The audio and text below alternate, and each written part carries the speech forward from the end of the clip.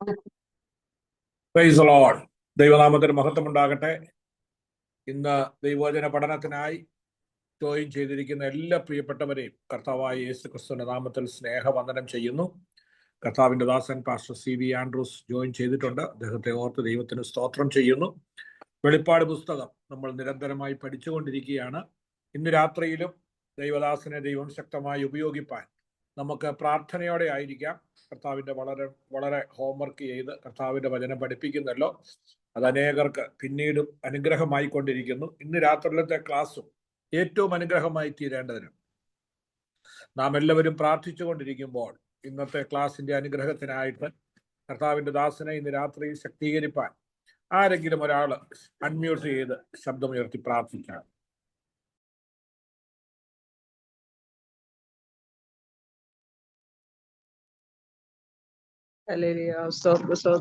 സ്നേഹവാനായ ദൈവമേ, സ്വർഗീയ പിതാവേ, അനുഗ്രഹിക്കപ്പെട്ട നല്ല സമയത്തിനായി സ്തോത്രം ചെയ്യുന്ന കർത്താവെ, ഞങ്ങളുടെ ബൈബിൾ കോളേജിനോടുള്ള ബന്ധത്തിൽ ഇന്ന് കാലം വചനം പഠിക്കുവാൻ കർത്താവെ, ഈ സൂം പ്ലാറ്റ്ഫോമിലൂടെ ലോകത്തിന്റെ വിവിധ ഭാഗങ്ങളിൽ നിന്നും കൂടി വന്നിരിക്കുന്ന ആ എല്ലാ പ്രിയപ്പെട്ടവരെയും അപ്പച്ചന്റെ കരങ്ങളിലേക്ക് ഏൽപ്പിച്ചുകൊണ്ട് പ്രാർത്ഥിക്കുകയാണ്. കർത്താവെ, ഇതിന് ചുമൽ കൊടുക്കുന്ന നായിക ഷാജി പാസ്റ്റർക്കായി പ്രാർത്ഥിക്കുന്നു. പ്രത്യേകാൽ ഇന്ന് രാത്രി കാലം ഞങ്ങൾക്ക് ക്ലാസ് എടുക്കുന്നതായ CV ആൻഡ്രൂസ് പാസ്റ്ററെ ദൈവകരങ്ങളിൽ ഏൽപ്പിച്ച് പ്രാർത്ഥിക്കുന്ന കർത്താവെ, ശ്രേഷ്ഠമേറിയ ദൈവിക മർമ്മങ്ങളെ വെളിപ്പെടുത്തി തരുവാൻ തക്കണം ഞങ്ങളുടെ ദാസനെ പുതിയ അഭിഷേകത്താൽ അവിടുന്ന് നിറയ്ക്കുമാറാകണമേ എന്ന് പ്രാർത്ഥിക്കുന്നു. കേൾക്കുന്നത് ഞങ്ങളുടെ ജീവിതത്തിൽ അനുഗ്രഹം വിടുതലുമായി തീരുവാൻ ഞങ്ങൾ വെറുതെ കാഴ്ചക്കാരായിരിക്കാനല്ല കർത്താവെ, കേട്ട് അത് അനുസരിപ്പാൻ യോഗ്യതയുള്ളവരാക്കി തീർക്കുമാറാകണമേ എന്ന് പ്രാർത്ഥിക്കുന്നു. പ്രാർത്ഥന കേട്ടുകൊണ്ട് സ്തോത്രം, യേശുവിന്റെ നാമത്തിൽ തന്നെ.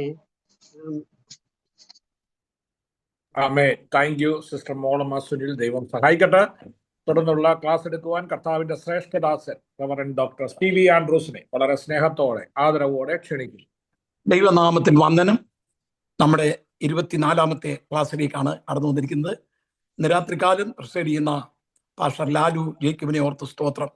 ദൈവം തന്റെ ദാസനെ കരങ്ങളെടുത്ത് ഉപയോഗിക്കുന്നു. തൻ്റെ പൈതലിന്റെ വിവാഹമൊക്കെയും മനോഹരമായി നടന്നു എന്നുള്ളത് കാണുവാൻ ദൈവം സഹായിച്ചു. അവിടെ നടന്ന വലിയ മീറ്റിങ്ങിൽ വെറ്റുമുതൽ എനിക്ക് സംതൃപ്താൻ തക്കണം സാധിച്ചില്ല. വാർദ്ധക്യത്തിൻ്റെതായ ക്ഷീണം ഉള്ളതുകൊണ്ടും യാത്ര ചെയ്യാൻ തക്കണം ഒക്കാത്തതുകൊണ്ടും യാത്ര ചെയ്യുന്നതിന് കുഴപ്പമില്ല. പക്ഷെങ്കിൽ ഇത്രയും നീണ്ട മണിക്കൂറുകൾ ഞാൻ അങ്ങോട്ടും ഇങ്ങോട്ടൊക്കെ യാത്ര ചെയ്തുകൊണ്ടിരുന്നതാണ്. ഇപ്പോൾ ഇവിടെ ഇരുന്നുകൊണ്ടാണ് ഈ ക്ലാസ്സുകളൊക്കെ എടുത്തുകൊണ്ടിരിക്കുന്നത്. യാത്ര വേണമെങ്കിൽ ചെയ്യാൻ പറ്റും, അത്രമാത്രം അത് തളർന്നു പോയിട്ടില്ല. എന്നാൽ നീണ്ട ഈ യാത്രയോർത്ത് ആണ് ഞാൻ വരായിരുന്നത്. നിങ്ങളെല്ലാം കാണണമെന്ന് വലിയ ആഗ്രഹമുണ്ടായിരുന്നു. ഷാജിക്ക് ദാനിയേൽ പാസ്റ്ററിനെ കാര്യമായിട്ട് ക്ഷണിച്ചതാണ്. ദൈവത്തിന് സ്തോത്രം. പാസ്റ്റർ ലാലുവും നിങ്ങൾ ചെയ്യുന്ന എല്ലാ പ്രവർത്തനങ്ങളെയും ദൈവം മാനിക്കട്ടെ, അനുഗ്രഹിക്കട്ടെ. നമ്മൾ ഇന്ന് രാത്രിത്തെ വെളിപ്പാട് പുസ്തകത്തെ കുറിച്ച് ചിന്തിച്ചുകൊണ്ടിരിക്കുന്നത് ആ വെളിപ്പാട് പുസ്തകം 2-ാം അധ്യായത്തിലെ എഫെസോസ് സഭയെക്കുറിച്ചാണ് ചിന്തിച്ചുകൊണ്ടിരിക്കുന്നത്. ഞാൻ എവിടം വരെ നിർത്തിയെന്ന് കാണാൻ തക്കണം കഴിഞ്ഞ വീഡിയോ ഒന്ന് ഓൺ ചെയ്ത് നോക്കിയപ്പോൾ അതിനകത്തെ പലതും കേൾക്കാനില്ല. അത് ഒന്ന് ശ്രദ്ധിച്ചാൽ കൊള്ളാം എന്ന് ഞാൻ ഓർപ്പിക്കുന്നു. അത് ചില ഭാഗത്ത് വരുമ്പോഴത്തേക്ക് ഒന്നും കേൾക്കാനില്ല. അത് റെക്കോർഡിങ്ങിൻ്റെ നെറ്റിൻ്റെ എന്തോ പ്രോബ്ലം ആയിരിക്കാം. ദൈവത്തിന് സ്തോത്രം. എങ്കിലും എനിക്ക് മനസ്സിലായത്, അത് നമ്മൾ കഴിഞ്ഞ ആഴ്ച ചിന്തിച്ചത് ആദി സ്നേഹം വിട്ടുകളഞ്ഞു എന്നൊരു കുറ്റത്തെക്കുറിച്ചാണ് നമ്മൾ പഠിച്ചുകൊണ്ടിരുന്നത് എന്ന് മനസ്സിലാക്കുന്നു. എഫെസോസ് സഭ 2-3 അധ്യായങ്ങൾ ഈ കൃപായുഗത്തെയാണ് ചൂണ്ടിക്കാണിക്കുന്നത് എന്ന് ഞാൻ പറഞ്ഞു. അത് വെളിപ്പാട് പുസ്തകത്തിന്റെ 3 ഭാഗമാണ്. 1-ാം അധ്യായം 19 നീ കണ്ടത്, അത് നമ്മൾ വിശദമായി പഠിച്ചു. ഇപ്പോൾ ഉള്ളതാണ് 2-3 അധ്യായങ്ങൾ. സഭായുഗമാണ്. Ephesus, Smyrna, Pergamos, Thyatira, Sardis, Philadelphia, Laodicea, ഈ 7 സഭകൾക്കുള്ള ദൂതുകളാണ്. സഭായുഗത്തിന്റെ 7 കാലഘട്ടങ്ങളെ ഈ ഭാഗം കാണിക്കുന്നുവെന്ന് ഞാൻ ഇത് ആരംഭിച്ചപ്പോൾ പറയുകയുണ്ടായി. ഇപ്പോൾ നമ്മൾ എഫെസോസ് സഭയെക്കുറിച്ച് ചിന്തിക്കുന്ന ഈ വിഷയം, അതേ ആശയിലെ ഏറ്റവും അനുഗ്രഹിക്കപ്പെട്ട നടന്ന ഒരു സഭാകൂടിയമാണ് എഫെസോസിലെ കൂടിയവരവ്. ആ സഭയുടെ ആരംഭകാലത്തെക്കുറിച്ച് നമുക്ക് എഫേസ്യ ലേഖനം വായിക്കുമ്പോൾ നമുക്ക് കാണുവാൻ കഴിയും. 2 ലേഖനമാണ് ഈ എഫേസ്യർക്ക് എഴുതുന്നത്. അതിൽ എഫേസ്യ ലേഖനം പൗലോസ് കാരാഗ്രഹത്തിൽ കിടന്നെഴുതിയ ലേഖനത്തിൽ എഫെസോസ് സഭയുടെ ആദ്യകാലത്തെ സ്നേഹത്തെക്കുറിച്ച് നമുക്ക് കാണുവാൻ കഴിയും. ഈ ദൂത് യോഹന്നാൻ അറിയിക്കുന്നതിന്റെ 40 വർഷം മുമ്പാണ് ഈ സഭ ആരംഭിച്ചത്. അപ്പൊല്ലോസ് കൊരിന്തിൽ ഇരിക്കുമ്പോൾ പൗലോസ് ഉൾപ്രദേശങ്ങളിൽ സഞ്ചരിച്ച് കൊരിന്തിലെത്തി. കൊരിന്തിൽ അതിനുശേഷം എഫെസോസിലെത്തി. അവിടെയുള്ള ആ 12 പേരെ കണ്ട് അവരോട് ചോദിച്ചത്, അതേ അപ്പോസ്തലപ്രവൃത്തി 19-ാം അധ്യായത്തിൽ നമ്മൾ വായിച്ചതാണ്, നിങ്ങൾ വിശ്വസിച്ചിട്ട് പരിശുദ്ധാത്മാവിനെ പ്രാപിച്ചു. അവിടെ അവരെ അടിച്ച് സ്നാനപ്പെടുത്തി. അവരുടെ സ്നാനം യോഹന്നാൻ സ്നാപകന്റെ സ്നാനമായിരുന്നു. അങ്ങനെ ചെറിയ കൂട്ടമായി ആരംഭിച്ച ആ സഭ ആസിയിലെ ഒന്നാമത്തെ പ്രവർത്തനമായിരുന്നു. പിന്നെ തൊർന്നല്യോസിന്റെ പാഠശാലയിൽ പൗലോസ് 3 വർഷം താമസിച്ച് 2 വർഷം തൊർന്നല്യോസിന്റെ പാഠശാലയിലും പിന്നെ 1 വർഷം കൂടെ മൊത്തം 3 വർഷം അവിടെ എഫെസോസിൽ ആസിയിൽ താമസിച്ച് ദൈവത്തിന്റെ വചനം അറിയിച്ച് ആസിയിലുള്ളവരെല്ലാം ദൈവവചനം പഠിക്കുവാനും അനേകർ കർത്താവിലേക്ക് കടന്നു വരുവാനും ആ കൂട്ടത്തിൽ അക്വിലാസും അത് പ്രിസ്കിന്റെ ഒക്കെ അത് ദൈവത്തിന് വേണ്ടി പ്രവർത്തിച്ചവരാണ്. നമ്മൾ ഈ എഫെസോസ് സഭയുടെ ദൂതിനെ കുറിച്ച് വായിച്ചപ്പോൾ അതിന്റെ 1-ാമത്തെ വാക്യം അവരെ കുറിച്ച് പറഞ്ഞിരിക്കുന്ന മുഖവരിയാണ്. പിന്നെ 2-3 വാക്യങ്ങളിലെ അവരെ കുറിച്ച് പറഞ്ഞിരിക്കുന്ന പ്രശംസയാണ്. അതേ നിലയിലായിരുന്നു എഫെസോസ് സഭയുടെ പ്രവർത്തനം പോയിക്കൊണ്ടിരിക്കുന്നത്. ഇപ്പൊ 3-ാമത്തെ അതിന്റെ ഭാഗം എന്ന് പറയുന്നത് അവരുടെ പേരിലുള്ള കുറ്റമാണ്, കുറ്റാരോപണം. അതെ, എങ്കിലും ആദ്യ സ്നേഹം വിട്ടുകളഞ്ഞു എന്ന ഒരു കുറ്റം നിന്നെ കുറിച്ച് പറയുവാൻ തക്കവണ്ണമുണ്ട്. അതാണ് നമ്മൾ ചിന്തിച്ചത്. എന്താണ് ആദ്യ സ്നേഹം എന്നുള്ളത് കഴിഞ്ഞ ആഴ്ചയിൽ അത് ഞാൻ പഠിപ്പിക്കുകയുണ്ടായി. അത് ഞാൻ 2 വിഷയങ്ങൾ എടുത്ത് ഹോശേയയുടെ അതേ പ്രവചനത്തിൽ നിന്ന് ഹോശേയയുടെ ഭാര്യ അദ്ദേഹത്തോട് കാണിച്ച അവിശ്വസ്തയും അദ്ദേഹത്തെ വീണ്ടും ആ ഭാര്യയെ വീണ്ടും ചേർത്തുകൊണ്ടതും ആദ്യ സ്നേഹത്തിലേക്ക് ഹോശേയ അതേ അവളെ സ്നേഹിച്ച് മരുഭൂമിയിൽ കൊണ്ടുപോയി ഹൃദ്യമായി സംസാരിച്ച വിഷയങ്ങളൊക്കെ നമ്മൾ പഠിപ്പണ്ടിയായി. പിന്നെ ഉത്തമഗീതത്തിൽ ശലോമോൻ എഴുതിയ ഉത്തമഗീതത്തിൽ നമ്മൾ ആ ഉത്തമഗീതത്തിലെ പ്രിയയെക്കുറിച്ചുള്ള ആ സ്നേഹം അതൊക്കെ നമ്മൾ പഠിച്ചു. നമ്മൾ 1 കൊരിന്ത്യർ 16:22 വായിക്കുമ്പോൾ കർത്താവിനെ സ്നേഹിക്കാത്ത ഏവന് ശപിക്കപ്പെട്ടവൻ നമ്മുടെ കർത്താവ് വരുന്നു, കർത്താവിനെ സ്നേഹിക്കാത്ത ഏവന് ശപിക്കപ്പെട്ടവൻ എന്ന് നമ്മൾ വായിച്ചു. ആദ്യ സ്നേഹത്തിന്റെ സ്വഭാവം ഒരുവന്റെ ക്രിസ്തീയ ജീവിതത്തിന്റെ ആരംഭദശയെ കാണിക്കുന്നു. അന്ന് ശുദ്ധീകരിക്കപ്പെട്ട ഹൃദയം ക്രിസ്തുവിൽ നിന്ന് നിറഞ്ഞിരിക്കും. അതാണ് എഫെസോസ് സഭയിൽ നമുക്ക് കാണുവാൻ തക്കൊണ്ട് കഴിയുന്നത്. യെരമ്യാ പ്രവചനം 2-ാം അധ്യായം 2-ാമത്തെ വാക്യത്തിൽ അത് ആദ്യ സ്നേഹത്തെക്കുറിച്ച് വായിച്ചത് ഇങ്ങനെയാണ്. അതേ, വിവാഹം നിശ്ചയിച്ച കാലത്തിലെ സ്നേഹം, അത് വെച്ചാണ് നമ്മൾ ഉത്തമഗീതം പഠിപ്പാൻ തക്കൊണ്ട് ഇടയായി തീർന്നത്. 2 കൊരിന്ത്യർ 11:2 അതേ, നിർമ്മല കന്യയ്ക്ക് കാന്തനോടുള്ള സ്നേഹമാണ് ആദ്യ സ്നേഹം. അതിന്റെ ഗ്രീക്കിലെ പദം ആദ്യ സ്നേഹം എന്നുള്ളതിനെ അഗാപ്പെ എന്നുള്ള പദമാണ് കൊടുത്തിരിക്കുന്നത്. കർത്താവ് നമ്മെക്കുറിച്ച് ആഗ്രഹിക്കുന്നത് അങ്ങനെയുള്ള ഒരു സ്നേഹമാണ്. നമ്മൾ പ്രിയനോട് ആദ്യം ഉണ്ടായിരുന്ന അതേ സ്നേഹത്തിൽ തന്നെ നിലനിൽക്കണം എന്നാണ് നമുക്ക് കാണുവാൻ തക്കൊണ്ട് കഴിയുന്നത്. യോഹന്നാന്റെ സുവിശേഷം 21-ാം അധ്യായം 15 മുതൽ 17 വരെയുള്ള വാക്യങ്ങളിൽ കർത്താവ് പത്രോസിനോട് ഇടപെടുന്നത് നമുക്ക് കാണുവാൻ കഴിയും. നീ ഇവരിലധികമായി എന്നെ സ്നേഹിക്കുന്നു. എല്ലാവരെക്കാളും അധികം നമ്മുടെ കർത്താവിനെ സ്നേഹിക്കുക എന്നുള്ളതാണ് ആദ്യ സ്നേഹം. എന്നിട്ട് കർത്താവ് പറയുന്നത് അതേ മത്തായി സുവിശേഷം 10-ാം അധ്യായം 36 മുതലുള്ള ഭാഗങ്ങളിൽ നമ്മൾ വായിക്കുമ്പോൾ എന്നെക്കാൾ അധികം അപ്പനെയോ അമ്മയെയോ സഹോദരന്മാരെയോ ഭാര്യയെയോ സ്വന്തം ജീവനെ തന്നെയുമോ സ്നേഹിക്കുന്നവൻ എനിക്ക് കൊള്ളാവുന്നതല്ല. ഏറ്റവും കൂടുതൽ നമ്മുടെ കുഞ്ഞുങ്ങളെക്കാൾ, നമ്മുടെ മാതാപിതാക്കളെക്കാൾ, നമ്മുടെ ഭാര്യയെക്കാൾ ഏറ്റവും 1-ാമത്തെ സ്നേഹം നമ്മുടെ കർത്താവിന് കൊടുക്കണം. അതാണ് ആദ്യ സ്നേഹം. സഭയുടെ അവസ്ഥ ഇപ്പൊ നോക്കാമെങ്കിൽ, എഫെസോസ് സഭയുടെ അവസ്ഥ നോക്കാമെങ്കിൽ, ഇപ്പോൾ അഗാപ്പയിൽ നിന്ന് ആദ്യ സ്നേഹത്തിൽ നിന്ന് അവർ താണുപോയി. ഇനി നമ്മൾ അതേ ഇവരെക്കുറിച്ച് ആദ്യ സ്നേഹം വിട്ടുകളഞ്ഞു. അവരെക്കുറിച്ച് ഒരുപാട് 7 കൂട്ടം കാര്യങ്ങൾ പൊക്കി പറഞ്ഞത് നമ്മൾ വായിപ്പാൻ തക്കൊണ്ട് ഇടയായി തീർന്നു, പഠിപ്പാൻ തക്കൊണ്ട് ഇടയായി തീർന്നു. അതിൽ 1-ാമത്, ഞാൻ നിന്റെ പ്രവൃത്തി, നിന്റെ പ്രയത്നം, നിന്റെ സഹിഷ്ണുത, അതേ കൊള്ളരുതാത്തവരെ നിനക്ക് സഹിച്ചുകൂടാഞ്ഞത്, അപ്പോസ്തലന്മാരല്ലാതിരിക്കുന്നവരെ കള്ള അപ്പോസ്തലന്മാരും തിരിച്ചറിഞ്ഞത്, നിനക്ക് സഹിഷ്ണുതയുള്ളത്, എന്റെ നാമനിമിത്തം നീ സഹിച്ചത്, തളർന്നു പോകാത്തത് ഞാൻ അറിയുന്നു. 7 കൂട്ടം പ്രശംസ അവരെക്കുറിച്ച് പറഞ്ഞപ്പോൾ ഇവർ വളരെ അങ്ങ് ഉയർന്നു പോയി. അതിനുശേഷം പറയാണ് എങ്കിലും ആദ്യ സ്നേഹം വിട്ടുകളഞ്ഞു എന്ന ഒരു കുറ്റം നിന്നെ കുറിച്ച് പറയാനുണ്ട്. കർത്താവ് നമ്മളെ കുറിച്ച് ആഗ്രഹിക്കുന്നത്, സഭയെക്കുറിച്ച് ആഗ്രഹിക്കുന്നത്, വ്യക്തികളെ കുറിച്ച് ആഗ്രഹിക്കുന്നത്, ചില വാക്യങ്ങൾ നിങ്ങൾ ഒന്നിച്ച് വായിക്കരുത്, നിർത്തി വായിക്കണം. അടുത്ത ആളിന് ചാൻസ് കൊടുക്കണം. യാക്കോബിന്റെ ലേഖനം 1-ാം അധ്യായം 4-ാമത്തെ വാക്യം വായിക്കാം. എന്നാൽ നിങ്ങൾ ഒന്നിലും കുറവില്ലാതെ തികഞ്ഞവരും സമ്പൂർണരും ആകേണ്ടതിന് സ്ഥിരതയ്ക്ക് തികഞ്ഞ പ്രവൃത്തി ഉണ്ടാകട്ടെ. നോക്കണമേ, നിങ്ങൾ ഒന്നിലും, കേട്ടോ. ഇന്ന് ഈ അഗാപ്പെ ബൈബിൾ കോളേജിൽ സംബന്ധിക്കുന്ന എല്ലാ പ്രിയപ്പെട്ടവരോടും അത് യാക്കോബ് പറയുന്ന ഒരു വാചകമാണ്. യാക്കോബ് കർത്താവായ യേശു ക്രിസ്തുവിന്റെ അപ്പോസ്തലന്മാരിൽ ഒരു വ്യക്തിയല്ലായിരുന്നു. ദൈവം സ്തോത്രം. യേശുവിന്റെ ഒരു സഹോദരനായിരുന്നു, അർദ്ധ സഹോദരനായിരുന്നു. യേശു ലോകത്തിലായിരുന്ന സമയത്ത് അത് ഇവര് സഹോദരന്മാരൊന്നും അവനിൽ വിശ്വസിച്ചിരുന്നില്ല എന്ന് യോഹന്നാൻ പറയുന്നു. എന്നാൽ കർത്താവായ യേശു ക്രിസ്തു ഉയർത്തെഴുന്നേറ്റ് താൻ പ്രത്യക്ഷപ്പെട്ടപ്പോൾ ഈ യാക്കോബിനും യേശുവിന്റെ സഹോദരനായ യാക്കോബിനും പ്രത്യക്ഷപ്പെട്ടു എന്ന് 1 കൊരിന്ത്യർ 15-ാം അധ്യായത്തിൽ എഴുതിയിട്ടുണ്ട്. അന്ന് അത് നിങ്ങൾ ആ 15-ാം അധ്യായം 1 മുതൽ ഉള്ള ഭാഗങ്ങൾ വായിക്കുമ്പോൾ നമ്മൾ കാണുവാൻ കഴിയും. കേഫാവിന് പത്രോസിന് പ്രത്യക്ഷപ്പെട്ടു, 500-ൽ-അധികം പേർക്ക് പ്രത്യക്ഷപ്പെട്ടു. പിന്നെ അവിടെ വായിക്കുന്നു യാക്കോബിനും പ്രത്യക്ഷപ്പെട്ടു എന്ന് വായിക്കുന്നു. യേശുവിന്റെ സഹോദരൻ യാക്കോബിന് പ്രത്യക്ഷപ്പെട്ട് അന്ന് ആ തികഞ്ഞ സ്നേഹത്തിലേക്ക് യാക്കോബ് കടന്നു വരികയുണ്ടായി. ഞാൻ യേശുവിന്റെ സഹോദരനാണെന്ന് പിന്നെ പറഞ്ഞിട്ടില്ല. താൻ പറയുന്നത് ഞാൻ യേശുവിന്റെ ദാസനാണെന്നാണ്. അന്ന് താൻ ദൈവസന്നിധിയിൽ താഴ്ത്തി കർത്താവിന്റെ വേലയ്ക്ക് വേണ്ടി സമർപ്പിച്ചു. അദ്ദേഹം അനേക സ്ഥലങ്ങളിൽ കർത്താവിന് വേണ്ടി പോയി പ്രവർത്തിച്ചു. അവസാനം രക്തസാക്ഷിയായിട്ട് മരിച്ചു. ഒരു ദേവാലയ ഗോപുരത്തിന്റെ വലിയൊരു ഗോപുരത്തിന്റെ മുകളിൽ നിന്ന് ഈ യാക്കോബിനെ തള്ളി യേശുവിനെ ഉപേക്ഷിക്കുക, അല്ല തള്ളി താഴിടുന്നു. അങ്ങനെ തള്ളി താഴിട്ട് യാക്കോബിനെ കൊന്നുകളയായിരുന്നു. അന്നത്തെ ഏറ്റവും വലിയ കൗൺസിലിലെ ഒരു മെമ്പറായിരുന്നു അതേ യാക്കോബ്. നമ്മൾ യാക്കോബ് ഗലാത്യ ലേഖനം 2-ാം അധ്യായം വായിക്കുമ്പോൾ ഈ യാക്കോബിനെ കുറിച്ച് അവിടെ പറഞ്ഞിട്ടുണ്ട്.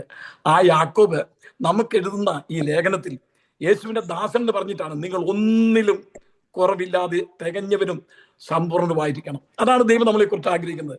നമ്മൾ ഒന്നിലും കുറയാൻ പാടില്ല. ഒരല്പകുറ്റം അത് സാരമില്ല എന്ന് പറഞ്ഞ് നമ്മൾ വിട്ടുകളയില്ലേ?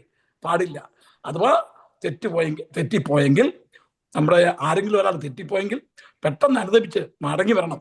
കർത്താവ് നമ്മളെ കുറിച്ച് ആഗ്രഹിക്കുന്നത് ഒന്നിലും കുറവില്ലാതെ തികഞ്ഞവരും സമ്പൂർണ്ണതരും ആകണം എന്നാണ് യാക്കോബ് പറയുന്നത്. 1 കൊരിന്ത്യർ 1:8 എന്ന് വായിച്ച്. 1 കൊരിന്ത്യർ 1:8 ആ കുറ്റത്തെ നമ്മുടെ കർത്താവായ യേശുക്രിസ്തുവിന്റെ നാളിൽ കുറ്റമില്ലാത്തവരായിരിക്കേണ്ടതിന് അവൻ നിങ്ങളെ അവസാനത്തോളം ഉറപ്പിക്കും. ആ വാക്ക് നമ്മുടെ കർത്താവായ യേശു ക്രിസ്തുവിന്റെ നാളിൽ ആദ്യ സ്നേഹം വിട്ടുകളഞ്ഞു എന്ന ഒരു കുറ്റം, അത് ആ പദത്തെ നിർത്തിക്കൊണ്ടാണ് ഞാൻ പറയുന്നത്.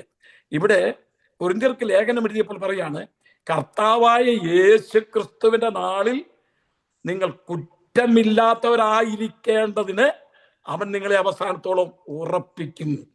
നമ്മളെ കുറ്റമില്ലാത്തവരായി കാണാൻ തക്കവണ്ണം ദൈവം ആഗ്രഹിക്കുന്നില്ല. ദൈവം നമ്മളെ ഒരു ന്യായം വിധിക്കുന്ന സന്ദർഭമുണ്ട്.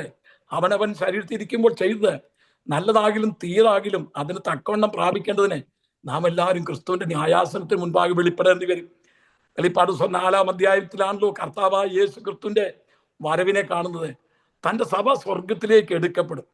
ആ എടുക്കപ്പെടുന്ന സന്ദർഭത്തിങ്കൽ ആദ്യം അവിടെ നടക്കാൻ പോകുന്നത് വിശുദ്ധന്മാരുടെ ന്യായവിധിയാണ്. വിശുദ്ധന്മാരുടെ ന്യായവിധി എന്ന് പറഞ്ഞാൽ അവരെ ന്യായം വിധിച്ച് ശിക്ഷിക്കാനല്ല, അവനവൻ ശരീരത്തിൽ ഇരിക്കുമ്പോൾ ചെയ്ത് നല്ലതാകിലും തീയതാകിലും അതിന് തക്കവണ്ണം പ്രാപിക്കേണ്ടത് ഞാൻ ക്രിസ്തുവിന്റെ ന്യായാസനത്തിന് മുൻപാകെ വെളിപ്പെടേണ്ടതാകുന്നു. 3 സിംഹാസനമുണ്ട്. 1 ന്യായാസനം സ്വർഗത്തിൽ വെക്കുന്നത്, അത് വിശുദ്ധന്മാർക്ക്. 2ാമത് അതേ തേജസ്സിന്റെ സിംഹാസനമുണ്ട്, മത്തായി 25:31. അതേ 3ാമത് വെള്ള സിംഹാസനമുണ്ട്, അത് വെളിപ്പാട് പുസ്തകം 20-ാം അധ്യായത്തിൽ നമുക്ക് കാണുവാൻ കഴിയുന്നു. ഇതൊക്കെ നമ്മൾ പഠിക്കാൻ പോകുന്ന വിഷയമാണ്. നമ്മൾ സ്വർഗത്തിൽ ചെല്ലുമ്പോൾ നമ്മളെ എല്ലാവരെയും കർത്താവിൻ്റെ അരികിൽ നമ്മളെ കൊണ്ടുവന്ന് പ്രതിഫലം തരുന്ന ഒരു സന്ദർഭമുണ്ട്. ആ സന്ദർഭത്തിൽ ഇവിടെ പൗലോസ് പറയാണ് കർത്താവായ യേശു ക്രിസ്തുവിന്റെ ആ നാളിൽ കുറ്റമില്ലാത്തവരായിരിക്കണം. നമ്മുടെ ജീവിതത്തിൽ കുറ്റമില്ലാതെ വേണം നമ്മൾ അവിടെ ചേരുവാൻ കൊള്ളാം. അങ്ങനെ കുറ്റമില്ലാത്തവരായിരിക്കേണ്ടതിന് അവൻ നിങ്ങളെ ഉറപ്പിക്കും. ഫിലിപ്പിയ ലേഖനം 1:10 വായിച്ച്.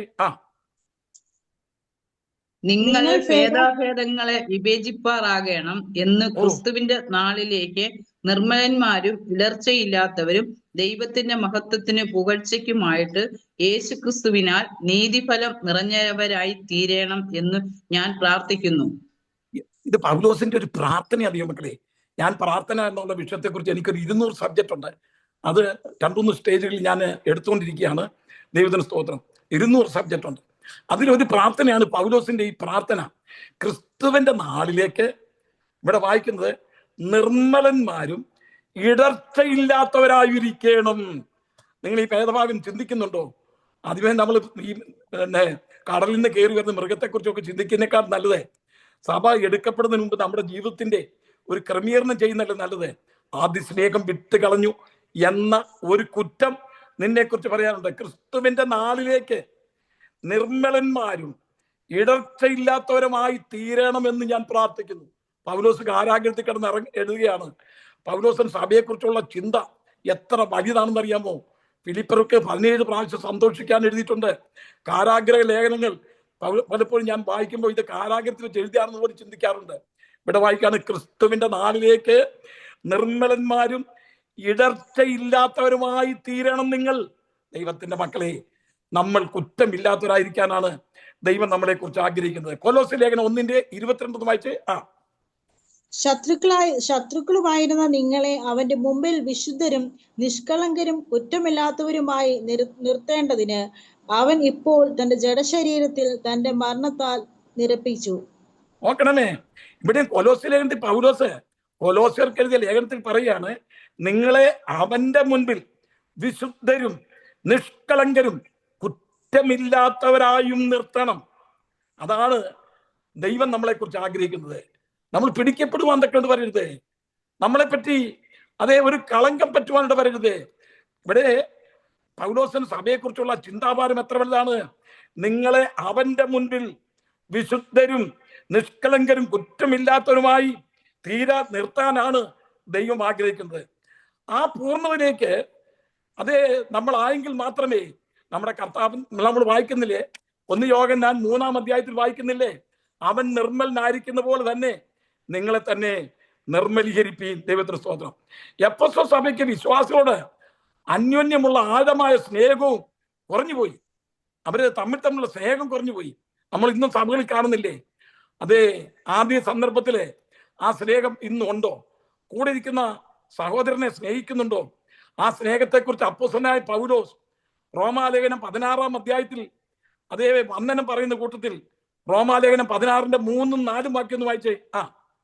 ക്രിസ്തുവേശുവിൽ എന്റെ കൂട്ടുവേലക്കാരായ പ്രിസ്കയെയും അക്വിലയെയും വന്ദനം ചെയ്യുവിൻ. അവർ എന്റെ പ്രാണന് വേണ്ടി തങ്ങളുടെ കഴുത്ത് വെച്ചു കൊടുത്തവരാകുന്നു. അവർക്ക് ഞാൻ മാത്രമല്ല, ജാതികളുടെ സകല സഭകളോടും കൂടെ നന്ദി പറയുന്നു. നോക്കണമേ, അക്വിലാസും പ്രിസ്കിലയും അവർ കർത്താവിനെ കണ്ടുമുട്ടിയ നാൾ മുതൽ പൗലോസിനെ എഫെസോസിൽ വെച്ച് വലിയ ഉപദ്രവം ഉണ്ടായപ്പോൾ ഈ ഭാര്യയും ഭർത്താവും, ചില ഭാര്യ ഭർത്താക്കന്മാർ കർത്താവിന് വേണ്ടി വളരെയധികം ശോഭിക്കുന്ന അവരുടെ ഇടപെടലും അവരുടെ സ്വീകരണവും സന്തോഷവും ഒക്കെ ഞാൻ കണ്ടിട്ടുണ്ട്. അക്വിലാസും പ്രിസ്കിലയും നോക്കി ഒരു മാതൃ പഠിക്കണം. അവരെന്താ ഇതെന്നറിയാമോ? പൗലോസിന്റെ പ്രാണന് വേണ്ടി കഴുത്ത് വെച്ചു കൊടുത്തതാകുന്നു. അതാണ് ആദ്യ സ്നേഹം കേട്ടോ. പൗലോസിനെ അതേ കാത്തു സൂക്ഷിക്കുവാൻ, മരണത്തിന് വിടിവിക്കുവാൻ എഫെസോസിൽ ഉണ്ടായ ആ മൃഗയുദ്ധത്തിൽ വലിയ യുദ്ധം ഉണ്ടായപ്പോൾ, തന്നെ കൊന്നുകളവാൻ നോക്കിയപ്പോൾ പൗലോസിന് വേണ്ടി ഭാര്യയും ഭർത്താവും അവരുടെ കഴുത്ത് വെച്ചു കൊടുക്കാൻ തയ്യാറായിരുന്നു. അതാണ് ആദ്യ സ്നേഹം. അതേ നമ്മൾ ചുമ്മാ ഈ ആദ്യ സ്നേഹം ആഗാപ്പയെന്നൊക്കെ നമ്മൾ പേരിട്ടാൽ മാത്രം പോരാ, അത് നമ്മുടെ ജീവിതത്തിൽ നമ്മൾ കാണിച്ചു കൊടുക്കണം. ആദ്യ സ്നേഹം, കഴുത്ത് വെച്ചു കൊടുക്കുന്ന സ്നേഹം, കർത്താവിന് വേണ്ടി, ദൈവദാസന്മാർക്ക് വേണ്ടി, പാപങ്ങൾക്ക് വേണ്ടി പ്രവർത്തിക്കുന്ന അതേ കൂട്ടു സഹോദരനെ സ്നേഹിക്കുന്ന ആ സ്നേഹമാണ് അഗാപ്പെ സ്നേഹം. 1 യോഹന്നാൻ 3:16 യോഹന്നാൻ എന്താണ് പറയുന്നത്? അവൻ നമുക്ക് വേണ്ടി തന്റെ പ്രാണനെ വച്ചു കൊടുത്തതിനാൽ നാം സ്നേഹം എന്ന് അറിഞ്ഞിരിക്കുന്നു. നാം സഹോദരന്മാർക്ക് വേണ്ടി പ്രാണനെ വെച്ചു കൊടുക്കേണ്ടതാകുന്നു. യോഹന്നാൻ പറയുന്ന വാചകം കേട്ടോ. ദൈവത്തിന് സ്തോത്രം. നമ്മുടെ കർത്താവ് നമ്മുടെ രക്ഷിക്കാൻ തക്കവണ്ണം തന്റെ ജീവൻ നമുക്ക് വേണ്ടി തന്നില്ലേ? അതാണ് സ്നേഹം. തന്റെ ഏകജാതനായ പുത്രൻ വിശ്വസിക്കുന്ന ഏവനും നശിച്ചു പോകാതെ നിത്യജീവൻ പ്രാപിക്കേണ്ടതിന് ദൈവം അവനെ നൽകുവാൻ തക്കവണ്ണം ലോകത്തെ സ്നേഹിച്ചു. ആ സ്നേഹം, എന്നിട്ട് ആ സ്നേഹത്തെ കുറിച്ച് നമ്മുടെ കർത്താവ് നമുക്ക് വേണ്ടി തകർക്കപ്പെടുവാൻ ഏൽപ്പിച്ചെങ്കിൽ നാമും നമ്മുടെ സഹോദരന് വേണ്ടി പ്രാണനെ വെച്ചു കൊടുക്കേണ്ടതാകുന്നു. എന്ന് പറഞ്ഞാൽ നമ്മുടെ കൂട്ടു സഹോദരനെ രക്ഷിക്കുന്ന പ്രയാസങ്ങളിൽ നിന്ന്, പ്രശ്നങ്ങളിൽ നിന്ന്, അവരുടെ ദാരിദ്ര്യത്തിൽ നിന്ന് വിടുവിക്കുന്ന കാര്യത്തിൽ നമ്മൾ പ്രയത്നം ചെയ്യണം. അതാണ് ആദ്യ സ്നേഹം എന്ന് പറയുന്നത്. 2 കൽപ്പനകളിൽ ന്യായപ്രമാണം സകല പ്രവാചകന്മാരും അടങ്ങിയിരിക്കുന്നു എന്ന് നമ്മൾ വായിക്കുന്നില്ലേ? മത്തായി സുവിശേഷം 22-ാം അധ്യായം 34 മുതൽ 40 വരെയുള്ള വാക്യങ്ങൾ വായിക്കുമ്പോൾ അവിടെ ഇങ്ങനെയാണ് വായിക്കുന്നത്. ഒന്നാമത്തത് ദൈവത്തെ സ്നേഹിക്കുക എന്നുള്ളതാണ്. ആ ഭാഗം നമ്മൾ വായിച്ചു കഴിഞ്ഞാൽ സമയം പോകും. ഒന്നാമത് ദൈവത്തെ സ്നേഹിക്കുക, രണ്ടാമത് മനുഷ്യനെ സ്നേഹിക്കുക. ദൈവത്തിന് സ്തോത്രം. ദൈവത്തെ സ്നേഹിക്കുന്നതോടൊപ്പം തന്നെ നമ്മൾ മറ്റുള്ളവരെയും സ്നേഹിക്കണം. റോമാലേഖനം 12-ാം അധ്യായം 9-ാമത്തെ വാക്യം ഇങ്ങനെ വായിക്കുന്നു. വായിച്ചേ. സ്നേഹം നിർവ്യാജമായിരിക്കട്ടെ. സ്നേഹം നിർവ്യാജമായിരിക്കട്ടെ. അതാണ് ആഗാപ്പെ. കേട്ടോ, ആ സ്നേഹം നമുക്കുണ്ടോ? അതെ, സ്നേഹം നിർവ്യാജമായിരിക്കണം. പ്രകടനമല്ല, വാഗണ്ടുള്ള മുഖസ്തുതിയല്ല. ചിലരൊക്കെ ഒരുപാട് മുഖസ്തുതി പറയാറുണ്ട്. അങ്ങനെയല്ല സ്നേഹം പ്രകടിപ്പിക്കേണ്ടത്. സ്നേഹം വ്യാജമില്ലാത്തതായിരിക്കണം. ദൈവത്തിന് സ്തോത്രം. 1 യോഹന്നാൻ 3:17 വാക്യം വായിച്ചേ. എന്നാൽ ഈ ലോകത്തിലെ വസ്തുവക ഉള്ളവൻ ആരെങ്കിലും തന്റെ സഹോദരന് മുട്ടുള്ളത് കണ്ടിട്ട് അവനോട് മനസ്സലിവ് കാണിക്കാഞ്ഞാൽ ദൈവത്തിന്റെ സ്നേഹം അവനിൽ എങ്ങനെ വസിക്കും? അടുത്തത് കുഞ്ഞുങ്ങളെ, നാം വാക്കിലും നാവിനാലും അല്ല പ്രവൃത്തിയിലും സത്യത്തിലും തന്നെ സ്നേഹിക്കുക. വാക്കിനാലും അതെ, നാവിനാലും അല്ല. വാഗൊണ്ട് പറയുന്നുണ്ട് സ്നേഹം. ഇപ്പൊ സ്നേഹത്തെ കുറിച്ച് ഒരു നിർവചനം എഴുതാൻ പറഞ്ഞാണ്ടല്ലോ, ഒരു ഉപന്യാസം എഴുതാൻ പറഞ്ഞ ആ സ്നേഹം ആരൊക്കെ സ്നേഹിച്ചു, ആരെല്ലാം സ്നേഹിച്ചു, എവിടൊക്കെ സ്നേഹത്തിന്റെ കാര്യമുണ്ടോ അതൊക്കെ എടുത്ത് പറയും. നിങ്ങളിൽ ഒരുവന് ബുദ്ധിമുട്ടുള്ളത് കണ്ടാൽ അവന്റെ ബുദ്ധിമുട്ട് തീർക്കാൻ തക്കവണ്ണം നിങ്ങൾക്ക് അതിന് താല്പര്യമില്ലെങ്കിൽ സ്നേഹം നിങ്ങളിൽ വസിക്കുന്നില്ല. സ്നേഹം, ക്രിസ്തുവിന്റെ അഗാപ്പ സ്നേഹം ഉള്ളവൻ എന്ത് ചെയ്യും? അതേ, വാക്കിനാലും ക്രിയയാലുമല്ല, അതേ സ്നേഹത്താൽ തന്നെ അത് പ്രകടിപ്പിക്കണമെന്നുള്ളതാണ്. അരുമനാഥന്റെ യഥാർത്ഥ സ്നേഹവും ആദരവും എഫെസോസ് സഭയ്ക്ക് നഷ്ടപ്പെട്ടു. കൂടാതെ പരസ്പരമുള്ള സാഹോദര്യ ബന്ധം 40 വർഷം മുമ്പുണ്ടായിരുന്ന അവരുടെ സ്നേഹത്തിൽ നിന്നെല്ലാം അവർ അയഞ്ഞുപോയി. ഇവർ രണ്ടിലും ഈ സഭ പരാജയപ്പെടുമ്പോൾ ജീവിതം ആത്മീയ ബലങ്ങളാൽ, അതെ, ഈ സ്നേഹത്തിൽ പരാജയപ്പെട്ടു കഴിഞ്ഞാൽ ആത്മീയ ബലങ്ങളും ഇല്ലാതായി തീരും. ദൈവത്തിന് സ്തോത്രം. സ്നേഹത്തിൽ നിന്ന് അകന്നു പോകുമ്പോൾ ബലപ്രാപ്തിയും കുറഞ്ഞു വരും. നിങ്ങൾ 1 കൊരിന്ത്യർ 13-ാം അധ്യായം 1 മുതൽ 8 വരെയുള്ള വാക്യങ്ങളും അതിന്റെ 13-ാമത്തെ വാക്യവും വായിച്ചു നോക്കുമ്പോൾ നമുക്ക് എല്ലാവർക്കും അറിയാം, ഞാൻ മനുഷ്യരുടെയും ദൂതന്മാരുടെയും ഭാഷയിൽ സംസാരിച്ചാലും എനിക്ക് സ്നേഹമില്ല എങ്കിൽ ഞാൻ മുഴങ്ങുന്ന ചെമ്പോ ചിലമ്പുന്ന കൈത്താളമോ അത്രേ. അവിടെ ഒരു വാക്കുകൂടെ നിന്നിട്ട് നമുക്ക് ആ വിഷയം വിടാം. അതേ, പൗലോസ് ഈ ലേഖനത്തിന്റെ ഈ 13-ാം അധ്യായത്തെക്കുറിച്ച് വേദപണ്ഡിതന്മാർ വിവരിച്ചിരിക്കുന്ന ഒരു കാര്യം, ഒരു സത്യം വെളിപ്പെടുത്തുന്നുണ്ട്. പൗലോസ് ഈ സ്നേഹം പൂർണ്ണമായി മനസ്സിലാക്കിയ ഒരു സന്ദർഭമുണ്ട്. നമ്മൾ അപ്പോസ്തലപ്രവൃത്തി 14-ാം അധ്യായത്തിൽ നമ്മൾ വായിക്കുമ്പോൾ പൗലോസിനെ ശത്രുക്കൾ പിടിച്ച്, അതേ സുവിശേഷ വിരോധികൾ പിടിച്ച് പൗലോസിനെ അടിച്ച് അവനെ കൊന്നുകളഞ്ഞു എന്നാണ് അവിടെ ഇരിക്കുന്നത്. അവൻ മരിച്ചു പോയി എന്ന് വിചാരിച്ച് നിങ്ങൾ ആ 14-ാം അധ്യായം വായിച്ചു നോക്കണം.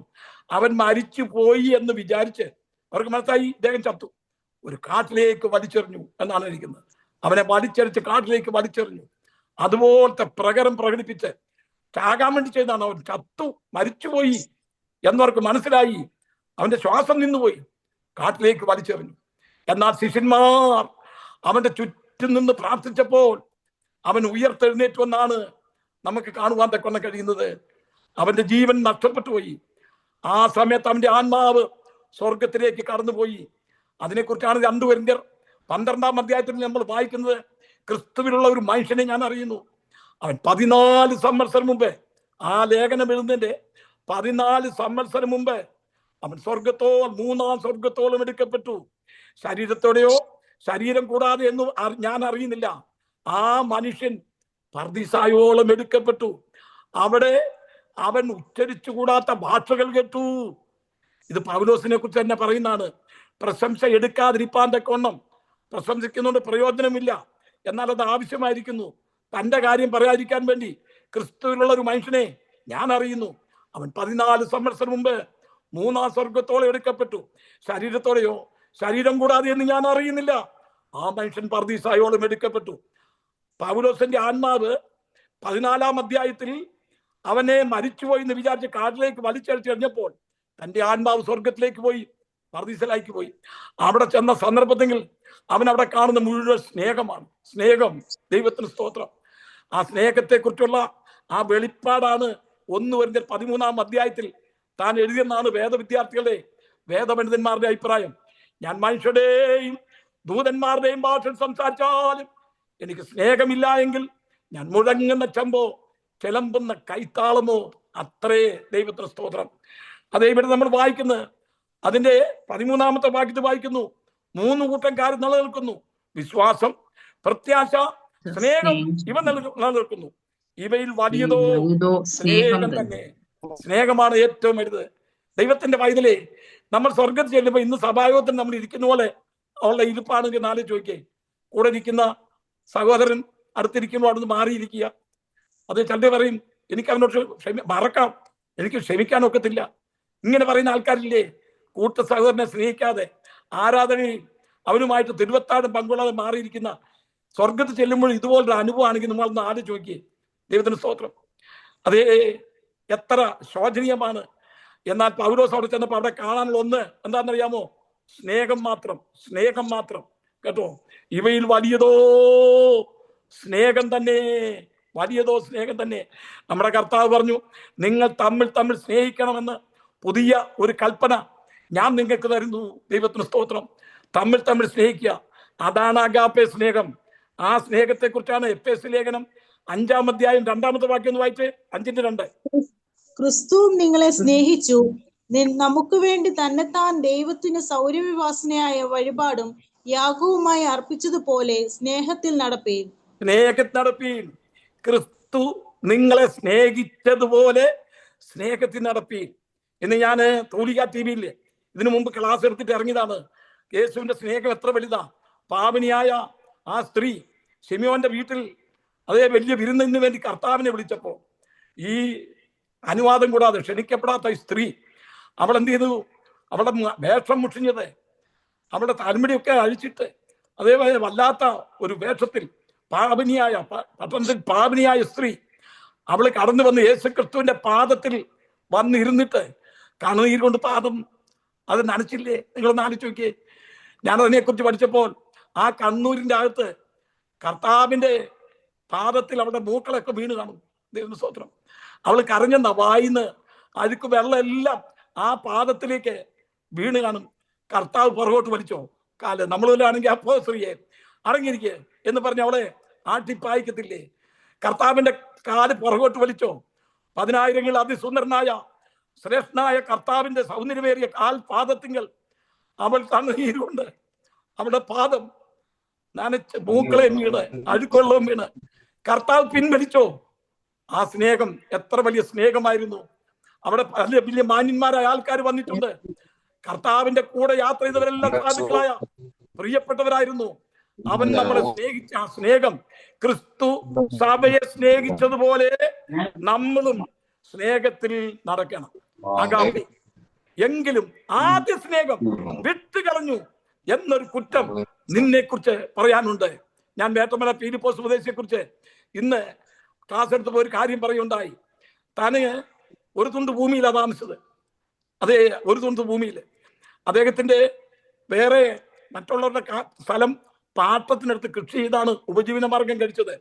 സ്നേഹത്തിന്റെ ആഴം മനസ്സിലാക്കിയ ഈ വേട്ടമല പീലിപ്പോസ് സ്വദേശി നാട് മുഴുവൻ ക്രിസ്തുവിന്റെ സ്നേഹത്തെ കുറിച്ച് ഒരു സഞ്ചാരോപദേശിയായി ഇങ്ങനെ പ്രസംഗിച്ചുകൊണ്ടിരുന്നു.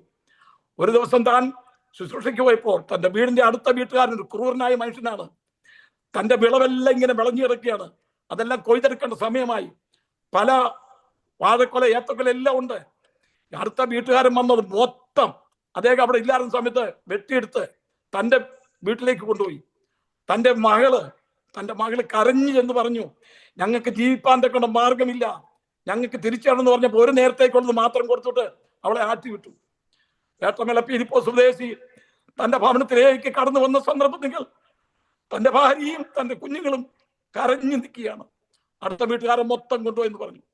താൻ ചെന്ന് തന്റെ പാട്ടത്തെടുത്ത വയലിലേക്ക് നോക്കിയപ്പം ഒരു വിളവും അവിടെ ഇല്ല. താൻ അവിടെ എന്താ ചെയ്യുന്നറിയാമോ? വഴക്ക് കുടിക്കാൻ പോയോ? വഴക്ക് പിടിക്കാൻ പോയില്ല. അതാണ് സ്നേഹം എന്ന് പറയുന്നത്. താൻ ആ വയലിൽ മുഴക്കാൽ മുടക്കിയിട്ട് ഒരു പാട്ട് പാടി. അവിടെ വെച്ച് എഴുതിയ പാട്ടാണ്. അവിടെ വെച്ച് തന്റെ നാവിന്മേൽ കൊടുത്ത പാട്ടാണ്. ക്രിസ്ത്യ ജീവിതം പോൽ ഭാഗ്യം പാരിലെന്തുള്ളൂ, ക്രിസ്ത്യ ജീവിതം പോൽ ഭാഗ്യം പാരിലെന്തുള്ളൂ, ക്രിസ്തീയ ജീവിതം പോലെയുള്ളൊരു, ക്രിസ്തീയ ജീവിതം പോലെയുള്ളൊരു മഹാഭാഗ്യമാം ജീവിതം പാരിലെന്തുള്ളൂ, മഹാഭാഗ്യമാം ജീവിതം പാരിലെന്തുള്ളൂ. പുള്ളി വടക്ക് പിടിക്കുകയാണെങ്കിലോ പുള്ളി അവിടെ മുട്ടുമേന്ന് പ്രാർത്ഥിച്ചു. അയൽവാസി ഇത് കണ്ടുകൊണ്ടിരിക്കുകയാണ്.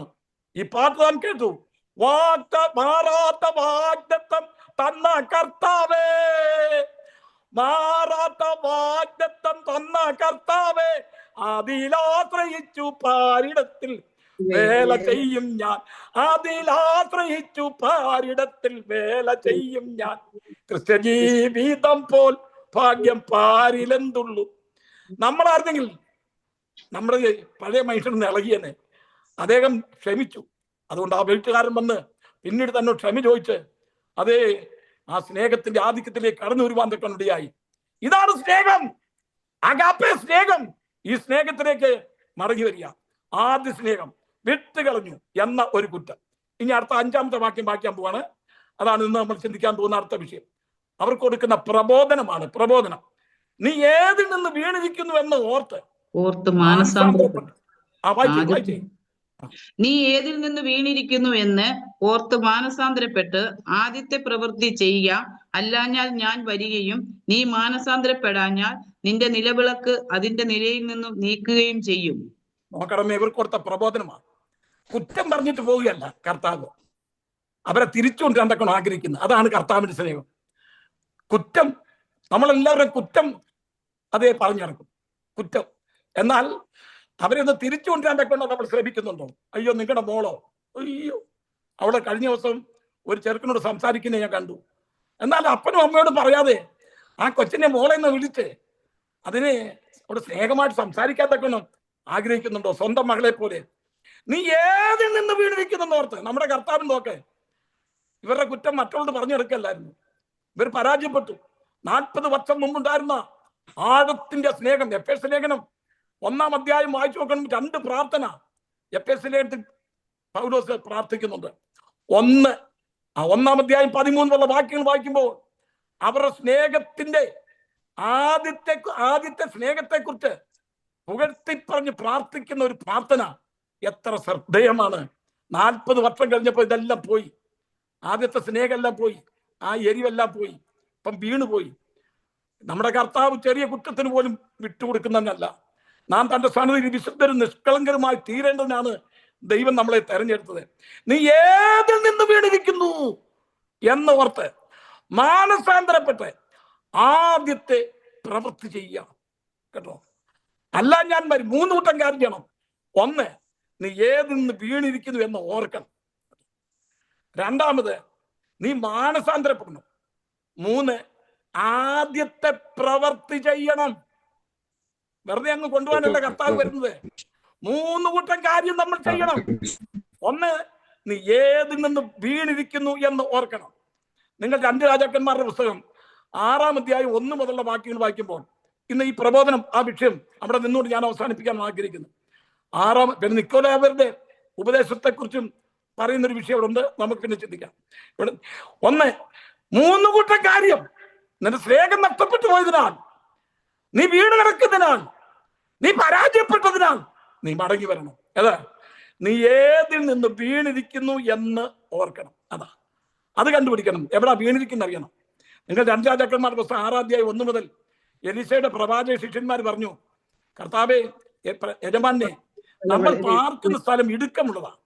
അതുകൊണ്ട് യോർദാന്റെ വൻകാട്ടിൽ പോയി ഞങ്ങൾ മരം മുറിച്ചുകൊണ്ട് വന്ന് ഇതിനെ ഒന്ന് വിശാലമാക്കി പണിയാൻ ഞങ്ങൾക്ക് അനുവാദം തരണം. പറഞ്ഞു പോയി വരാൻ പറഞ്ഞു. അപ്പൊ പറഞ്ഞു, യജമാനെ ഞങ്ങളുടെ കൂടെ വരണമെന്ന് പറഞ്ഞു. എലീശയും പോയി. ഒരുത്തൻ തന്റെ കോടാലി ഉപയോഗിച്ച് മരം മുറിക്കുമ്പോൾ കോടാലി ഊരിപ്പോയി, വെള്ളത്തിൽ പോയി, വീണുപോയി, വെള്ളത്തിൽ വീണുപോയി. അവൻ കിടന്ന് കരയാൻ തുടങ്ങി. ദൈവത്തിന് സ്തോത്രം. യജമാനെ, ഞാനത് വായ്പ വാങ്ങിയതായിരുന്നു കേട്ടോ. അവൻ നിലവിളിച്ചു. ഉടനെ എന്താ എലീശ പറഞ്ഞത്? അത് എവിടെ കാണിക്കാൻ പറഞ്ഞു. അത് കാണിക്കണം കേട്ടോ. നീ എവിടെ വീണിരിക്കുന്നു ഓർക്കണം കേട്ടോ. ആ വീണ സ്ഥലം നീ കാണിച്ചു കൊടുക്കണം കേട്ടോ. കർത്താവേ, ഞാൻ ഇവിടാണ് വീണത്, ഇവിടാണ് തകർന്നത്, ഇവിടാണ് പരാജയപ്പെട്ടു പോയത്. ശിംശോൻ മുമ്പിലത്തെ പോലെ കുടഞ്ഞെഴുന്നേക്കുമെന്ന് വിചാരിച്ചില്ലേ? കെട്ടൊരു കാലത്ത് പൊട്ടിച്ചതാ. അതേ, അവൻ ഒരുപാട് കെട്ടുകൾ പൊട്ടിച്ചതാ. മലമേൽ കൊണ്ടുപോയി തന്റെ താർത്ത കൂടാരം കൊണ്ട് ഓടാത്തോടെ പറിച്ചുകൊണ്ട് വെച്ചവനാ. ഇന്ന് അവൻ പരാജയപ്പെട്ടു വീണ് കിടക്കുന്നു. അവൻ വീണ കാര്യം അവൻ സമ്മതിച്ചു. നിങ്ങൾ ശിംശോന്റെ പ്രാർത്ഥന ഒന്ന് പ്രാർത്ഥിച്ചു നോക്കണം. കണ്ണ് രണ്ടും കുത്തിപ്പൊട്ടിച്ചവനായി അമ്പലത്തിൽ ഇരിക്കുമ്പോൾ, വലിയൊരു ഉത്സവത്തിന്റെ ദിവസത്തിൽ അവൻ ആ തൂണെ ചാരിയിരിക്കുമ്പോൾ ഞാൻ ആരായിരുന്നു എന്നവനെ ഓർത്തു. എവിടാണ് വീണെന്ന് അവനെ ഓർത്തു. അവൻ ദൈവത്തിന്റെ സന്ധി കരഞ്ഞു 11 സെക്കൻഡ് കൊണ്ട് ഒരു പ്രാർത്ഥന പ്രാർത്ഥിച്ചു. അതെന്റെ ഒരു പ്രാർത്ഥനാ വിഷയമാണ്, എൻ്റെ ഒരു പ്രസംഗ വിഷയമാണ്. വേറും നമ്മൾ മാറ്റം നോക്കാമെങ്കിൽ 11 സെക്കൻഡ് കൊണ്ട് ആ പ്രാർത്ഥന പ്രാർത്ഥിക്കാം. കർത്താവേ, നീ എന്നെ ഓർക്കണമേ കേട്ടോ, എന്നെ ഓർക്കണമേ. അവൻ തന്റെ തെറ്റ് സമ്മതിച്ചുകൊണ്ട് ദൈവത്തോട് പ്രാർത്ഥിച്ചു. അവൻ വീണവൻ സമ്മതിച്ചു. അവൻ ദൈവത്തിന് തന്നെ പ്രാർത്ഥിച്ചു. ആ പ്രാർത്ഥന ദൈവം കേട്ടു കേട്ടോ. അവന്റെ പേര് എബ്രായ ലേഖനം 11-ാം അധ്യായത്തിൽ വരേണ്ടിയായി. ശിംശോൻ, ബാരാക്ക്, ശമൂവേൽ, പ്രവാചകന്മാരായ ഇവരെ കുറിച്ച് അതേ എഴുതിയാൽ തീരാത്തവണ്ണം ഇനിയുണ്ട് കേട്ടോ. ശിംശോൻ, ബാരാക്ക് ഇവരൊക്കെ ചെയ്ത പ്രവർത്തനങ്ങൾ. അവൻ ആ ശിംശോൻ 11 സെക്കൻഡ് കൊണ്ട് അവൻ വീണ കാര്യം സമ്മതിച്ചപ്പോൾ അവൻ തിരിച്ചു വരുവാൻ തക്കണം ഇവിടെയായി. നീ ഏതിൽ വീണിരിക്കുന്നു? അതേ, വീണ സ്ഥലം കോടാലി വീണത് കാണിച്ചു കൊടുത്തു. അതേ, ഒരു കൊമ്പ് വിട്ട് എറിഞ്ഞപ്പോൾ അത് പൊങ്ങി വന്നു. ദൈവത്തിന് സ്തോത്രം. നീ വീണ കാര്യം പറഞ്ഞുകൊണ്ട് നടക്കാൻ നമുക്ക് വലിയ ഇഷ്ടമാണ്. എഴുന്നേറ്റ കാര്യം ആരോട്ടും അറിയത്തുമില്ല. ദാവീദ് വീണുപോയി. ദൈവത്തിന് സ്തോത്രം. ഒരു കുഴപ്പമില്ല. അവനെന്ത് ചെയ്തു? അവൻ യുദ്ധം നടന്നുകൊണ്ടിരിക്കുകയാണ്. മുമ്പൊക്കെ ഇവനും കൂടെ യുദ്ധത്തിന് പോകുന്നവനാ. ഇപ്പൊ കൊട്ടാരത്തിൽ മെത്തയെല്ലാം കിട്ടിക്കഴിഞ്ഞപ്പോൾ, അവന് എല്ലാ സ്തുതികളും വ്യത്യാസപ്പെടുത്തി കഴിഞ്ഞപ്പോൾ, സന്ധ്യാസമയത്ത് പ്രാർത്ഥിക്കേണ്ടതിന് പകരം അവൻ 2 ശമൂവേൽ 11-ാം അധ്യായം 3-ാമത്തെ വാക്യം വായിക്കുമ്പോൾ, ഒരു ദിവസം സന്ധ്യ ആറായ സമയത്ത് അവൻ മെത്തപ്പുറത്തിന് എഴുന്നേറ്റാണ് വായിക്കുന്നത്. മുമ്പ് കാട്ടിലും മറ്റും കിടന്നുറങ്ങിയവനാ. അവന് മുള്ളുകളുടെ കിടന്നുറങ്ങിയവനാ. കല്ലായിരുന്നു തലേണ. ഇപ്പോൾ ദൈവം അവന്റെ പ്രാർത്ഥന കേട്ട്, രാവിലെ ഉച്ചയ്ക്കും വൈകുന്നേരത്തും സങ്കടം പതിപ്പിച്ച് കഴിഞ്ഞവന്റെ പ്രാർത്ഥന കേട്ട് ദൈവം അവനെ രാജകൊട്ടാരം മടക്കി കൊടുത്തു. തനിക്ക് നല്ല മെത്തയുള്ള കട്ടില്, ടെമ്പർ പിടിയാക്ക് ബെഡ്, അതെല്ലാം കൊടുത്തു. ഇപ്പൊ പ്രാർത്ഥനയില്ല. സന്ധ്യാസമയം അവൻ മെത്തപ്പുറത്തിന് എഴുന്നേറ്റ് മാളിയമുറി കൂടെ ഉലാത്ത് ആരംഭിച്ചു. ഇന്ന് പലരും സന്ധ്യാസമയത്ത് കുടുംബ പ്രാർത്ഥന നടത്തേണ്ടതിന് പകരം അതേ TV ഓൺ ചെയ്ത് അതേ ശംഖുപുഷ്പം കണ്ണെടുക്കുമ്പോൾ ശകുന്തള നിന്നെ ഓർമ്മ വരുന്നുള്ള പാട്ടും കേട്ട് സീരിയലും കണ്ട് അതേ കുടുംബ പ്രാർത്ഥനയില്ലാതെ ജീവിതം പരാജയപ്പെട്ടിരിക്കുന്ന ഒരു അവസ്ഥയാണ്. നീ ഏതിൽ നിന്ന് വീണിരിക്കുന്നുവെന്ന് ഓർക്കണം.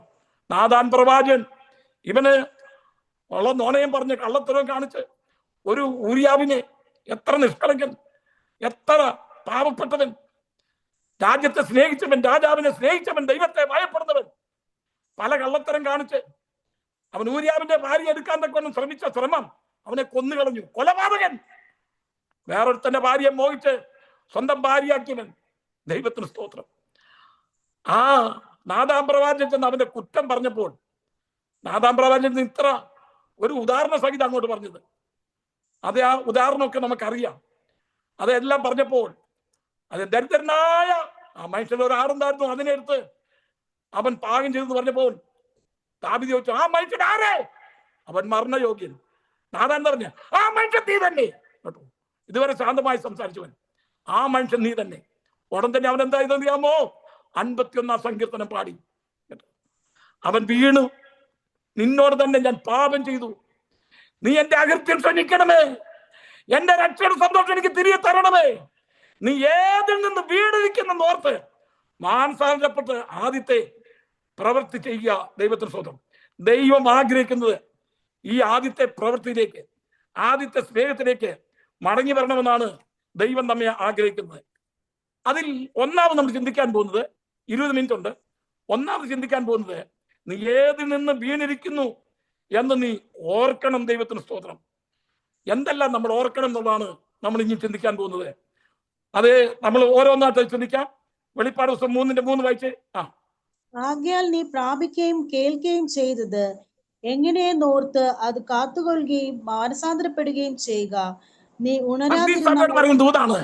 ഒന്നാമത് നമ്മൾ ഓർക്കേണ്ടത്, നമ്മൾ പ്രാപിക്കുകയും കേൾക്കുകയും ചെയ്തെന്തെന്ന് ഓർക്കണം കേട്ടോ. നമ്മൾ പ്രാപിച്ചില്ലേ? നമ്മുടെ ജീവിതത്തിൽ ദൈവം നമുക്ക് നന്മ ചെയ്തില്ലേ? ഈ കാര്യങ്ങളൊക്കെ പ്രാപിച്ചില്ലേ? ഇപ്പൊ സഭയുടെ ജീവിതത്തിൽ പരാജയം വന്നിരിക്കുകയാണ്. നീ പ്രാപിക്കുകയും കേൾക്കുകയും ചെയ്തത് എങ്ങനെയെന്ന് ഓർത്ത് മാനസാന്തരപ്പെടുക. പ്രാപിക്കുകയും കേൾക്കുകയും നമ്മുടെ ജീവിതത്തിൽ ദൈവം തന്ന നന്മകൾ പ്രാപിച്ചത് അത് നമ്മൾ മറക്കരുത്, അത് നമ്മൾ ഓർക്കണം. രണ്ടാമത് എഫെസ്യ ലേഖനം 2-ാം അധ്യായം 12-ാം വാക്യം വായിച്ചേ. അക്കാലത്ത് നിങ്ങൾ ക്രിസ്തുവിനെ കൂടാതെയുള്ളവരും ഇസ്രായേൽ പൗരത്വത്തോട് സംബന്ധമില്ലാത്തവരും വാഗ്ദത്തത്തിന്റെ നിയമങ്ങൾക്ക് അന്യരും പ്രത്യാശയില്ലാത്തവരും ദൈവമില്ലാത്തവരും ആയിരുന്നു എന്ന് ഓർത്തുകൊള്ളുവീൻ. ദൈവത്തിന് സ്തോത്രം. ബൈബിളിൽ പറഞ്ഞിരിക്കുന്ന ചില ഓർത്തുകൊള്ളാൻ നമുക്ക് വാണിങ്ങി തന്നിരിക്കുന്ന ചില കാര്യങ്ങൾ ഇവിടെ വായിക്കുന്നു. അക്കാലത്ത് നമ്മുടെ പഴയ അനുഭവം നമ്മൾ മറക്കരുത്. നമ്മളെല്ലാവരും നമ്മുടെ പഴയ അനുഭവത്തെ നമ്മൾ ഓർക്കണം. എന്താ? അക്കാലത്ത് നിങ്ങൾ ഇസ്രായേൽ പദ്ധതിയോട് സമ്മതമില്ലാത്തവരും വാക്യത്തിന്റെ നിയമക്ക് അന്യരും ഈ ലോകത്തിൽ ക്രിസ്തുവിനെ കൂടാതെ ഉള്ളവരും, അതേ ആ പഴയ അനുഭവം ലോകത്തിൽ ദൈവമില്ലാത്തവരായിരുന്നു എന്നും നിങ്ങൾ ഓർത്തുകൊള്ളണം. ദൈവം നമ്മളെ എത്ര ഉയർത്തിയാലും നമ്മുടെ പഴയ അവസ്ഥ നമ്മൾ മറക്കരുത്. ഇന്ന് പലരും ഉയർച്ച പ്രാപിച്ചു കഴിയുമ്പോൾ ഞാൻ ആരായിരുന്നു എന്നുള്ള ചിന്ത അങ്ങ് മറന്നു പോകുകയാണ്. പഴയ അനുഭവം, മുൻപേ ദൂരസ്ഥരായിരുന്നു നമ്മെ, ഇപ്പോൾ അവൻ ക്രിസ്തുയേശുവിൽ ക്രിസ്തുവിന്റെ രക്തത്താൽ നമ്മെ സമീപസ്ഥരാക്കി തീർത്തു. എനിക്ക് വിഷയം തീർക്കണം. 2 തിമോഥെയോസ് 2:8 വായിച്ചേ. ദാവീദിന്റെ മരിച്ചിട്ട് ഉയർത്തെഴുന്നേറ്റിരിക്കുന്ന യേശു ക്രിസ്തുവിനെ ഓർത്തുകൊള്ളുക, അതാകുന്നു എന്റെ സുവിശേഷം. അതാകുന്നു എന്റെ സുവിശേഷം. ദാവീദിന്റെ സന്തതിയായി ജനിച്ച് മരിച്ചിട്ട് അടക്കപ്പെട്ട് ഉയർത്തെഴുന്നേറ്റ യേശുവിനെ ഓർത്തുകൊള്ളുക. ഇന്ന് കൂടുതലും ആൾക്കാർ സമ്പന്ന കാര്യമാണ്. കർത്താവിനെ അനുഗമിച്ചാൽ നിന്നെ സമ്പന്നനാക്കും, നീ സ്കൂട്ടറിൽ വന്നെങ്കിൽ കാറ് കൊണ്ടുപോകും. ഇതൊക്കെ സമൃദ്ധിയുടെ സുവിശേഷമാണ് പറയുന്നത്. ഇവിടെ പൗലോസ് പറയുന്നു, പൗലോസിന് എന്തുണ്ടായിരുന്നു? സമ്പാദ്യം. ദൈവത്തിന് സ്തോത്രം. താൻ തന്റെ തിമോഥെയോസിന് എഴുതിയ ലേഖനത്തിൽ തിമോഥെയോസിനെ ഓർപ്പിക്കുകയാണ്.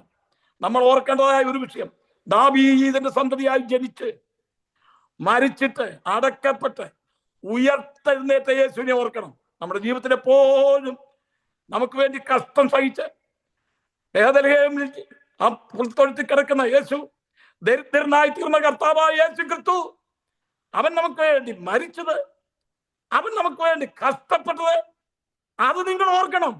അവൻ അടക്കപ്പെട്ടത് ഓർക്കണം. ഈ സുവിശേഷം പറയാത്ത സുവിശേഷമല്ല. നമ്മുടെ ആരാധനയിൽ നിന്ന് കൂടുതലും നമ്മൾ മറ്റുള്ള കാര്യങ്ങളാണ് പ്രസംഗിക്കുന്നത്.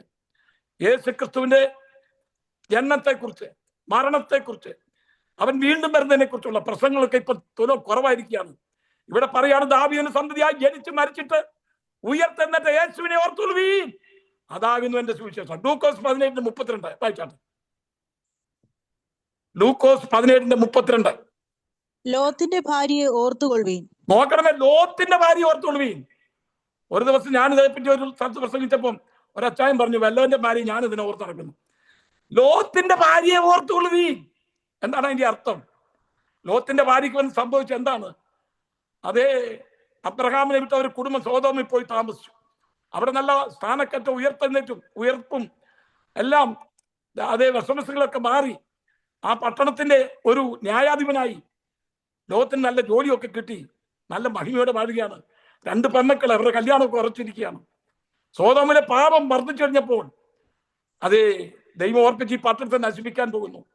ലോത്തിനെയും കുടുംബത്തെ ഓർത്തു. ദൈവത്തിന്റെ സ്തോത്രം. ലോത്തിന്റെ ഭാര്യയെ ഓർക്കാൻ പറഞ്ഞത് ഞാൻ 1-2 കാര്യങ്ങൾ ഓർപ്പിക്കട്ടെ. അവൾ ആരായിരുന്നു എന്ന് ഓർക്കണം കേട്ടോ. ചുരുക്കി പറയാ, അവളൊരു നീതിമാന്റെ ഭാര്യയായിരുന്നു. വളഞ്ഞുപോയ നീതിമാന്റെ ഭാര്യ. അതെ, ഒരു പാസ്റ്ററുടെ ഭാര്യ കേട്ടോ. നീതിമാന്റെ ഭാര്യയായിരുന്നു. രണ്ടാമത്, അവൾ സൽക്കാരപ്രിയായിരുന്നു. അവളും ദൂതന്മാരെ സൽക്കരിച്ചവളാണ്.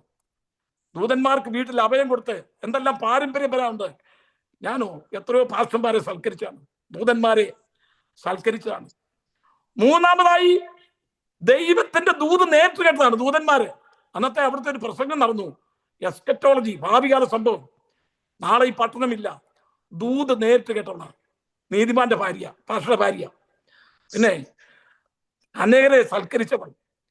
എത്രയോ പേരുടെ ദൂത് നേരിട്ട് കേട്ടിട്ടുണ്ട്. ഭാര്യ അവരുടെ യോനാച്ചന്റെ കൂടുതൽ കുഞ്ഞുച്ചാന്റെ ഒക്കെ ദൂത് നേരിട്ട് കേട്ടവളാണ്. നാലാമത് അവളുടെ പ്രാധാന്യം എന്താണെന്നറിയാമോ? ദൂതന്മാർക്ക് ക്ഷയിക്കാൻ കൊടുത്ത ദൂതന്മാർ അവളുടെ കൈക്ക് പിടിച്ച് പുറത്തു കൊണ്ടുവന്ന. അവർക്ക് പറയാനുള്ള സാക്ഷ്യം എന്താറിയാമോ? ഒരുപാട് പാരമ്പര്യം ഉണ്ട്. ഞാനൊരു നീതിമാന്റെ ഭാര്യയാണ്, ഞാൻ അനേകരെ സൽക്കരിച്ചവളാണ്. 3, ഞാൻ ദൂതൊക്കെ ഇഷ്ടം പോലെ കേട്ടിട്ടുണ്ട്. 4, എനിക്ക് ക്ഷയിക്കാൻ വരെ തന്നിട്ടുണ്ട്, എന്റെ കൈക്ക് പിടിച്ച് വെളിയിൽ കൊണ്ടിട്ടുണ്ട്. എന്താ സംഭവിച്ചത്? ഇത്ര വലിയ രക്ഷ അവൾ അഗണ്യമായി വിചാരിച്ചു.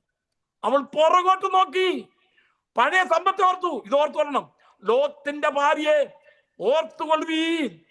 നമ്മളിത് ഇടയ്ക്കൊക്കെ ഓർക്കണം. അതുപോലെ എനിക്ക് സംഭവിക്കരുത്.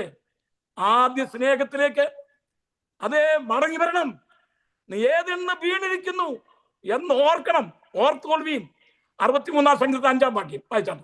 എന്റെ കിടക്കയിൽ നിന്നെ ഓർക്കുകയും ഞാൻ രാത്രിയാമങ്ങളിൽ നിന്നെ ധ്യാനിക്കുകയും ചെയ്യുമ്പോൾ. എന്റെ കിടക്കയിൽ നിന്നെ ഓർക്കുകയും. നമ്മൾ കിടക്കെ കിടക്കുമ്പോഴാണ് ഓരോന്ന് ചിന്തിച്ചോണ്ടിരിക്കുന്നത്. ദാവീദ് പറയുന്നത്, ഞാൻ കിടക്കെ കിടക്കുമ്പോൾ നിന്നെയാണ് ഓർക്കുന്നത്. അങ്ങനെ ഒന്ന് ഓർത്തോണ്ടെന്ന് കിടന്ന് എത്ര സന്തോഷമാണ്. കുറെ കഴിയുമ്പോൾ നമുക്ക് നല്ല ഉറക്കവും കിട്ടും. മറ്റു കാര്യങ്ങളൊന്നും ചിന്തിക്കാതെ കിടക്കെ കിടന്നുകൊണ്ട്, എന്റെ കർത്താവേ, ഇന്ന് പൽക്കാലം എന്നെ നടത്തിയത്, എന്റെ കുഞ്ഞുങ്ങളെ സ്കൂളിൽ പോയപ്പോഴും വന്നപ്പോഴും ശത്രു ആക്രമിക്കാതെ കാത്തു സൂക്ഷിച്ചത്, എനിക്ക് ചെയ്ത ഉപകാരങ്ങള്, അതെല്ലാം ഓർത്ത് കിടക്കയിൽ കർത്താവിനെ ഓർത്തോണ്ട് കിടന്നേ. എന്റെ കിടക്കയിൽ നിന്നെ ഓർക്കുകയും രാത്രിയാമങ്ങളിൽ ഞാൻ നിന്നെ ധ്യാനിക്കുകയും ചെയ്യുമ്പോൾ എന്റെ പ്രാണനും മജ്ജയും മേധസ്സും കൊണ്ടെന്ന പോലെ തൃപ്തി വരുന്നു. നമ്മുടെ കിടക്കയിൽ അവനെ ഓർക്കണം. ഇനി നമ്മള് വായിക്കെന്താണെന്നറിയാമോ? നീ ഏതിൽ നിന്ന് വീണിരിക്കുന്നു എന്നോർക്കണം. യോനായുടെ പുസ്തകം 2-ാം അധ്യായം 7-ാമത്തെ വാക്യം വായിച്ചേ. എന്റെ പ്രാണൻ എന്റെ ഉള്ളിൽ ക്ഷീണിച്ചു പോയപ്പോൾ ഞാൻ യഹോവയെ ഓർത്ത് എന്റെ പ്രാർത്ഥന നിന്റെ വിശുദ്ധ മന്ദിരത്തിൽ നിന്റെ അടുക്കൽ എത്തി.